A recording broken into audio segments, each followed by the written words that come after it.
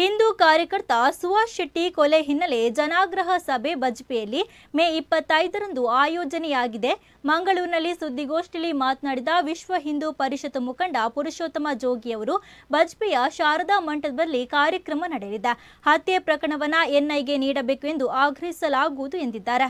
ನಮಗೆಲ್ಲರಿಗೆ ಗೊತ್ತಿದೆ ಸುಹಾಸ್ ಶೆಟ್ಟಿಯ ಮರಣದ ಬಗ್ಗೆ ನಮಗೆಲ್ಲರಿಗೂ ಗೊತ್ತಿದೆ. ಅವರ ಶ್ರದ್ಧಾಂಜಲಿ ಸಭೆ ಮತ್ತು ಜನಾಗ್ರಹ ಸಭೆಯನ್ನು 25 ತಾರೀಕು ಆದಿತ್ಯವಾರ 3:30 ಗಂಟೆಗೆ ಬಜಪೆಯ ಶಾರದಾ ಮಂಟಪದಲ್ಲಿ ಮಾಡಲಿಕ್ಕಿದ್ದೇವೆ.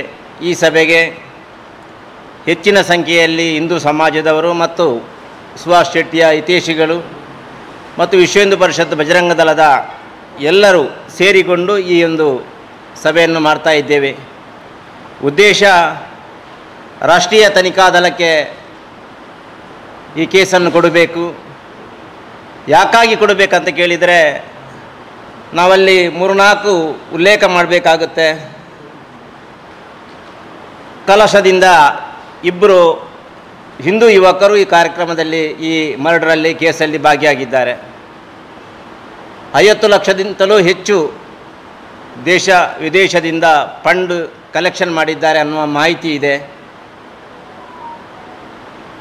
ಈ ಕೊಲೆಯನ್ನು ನೋಡುವಾಗ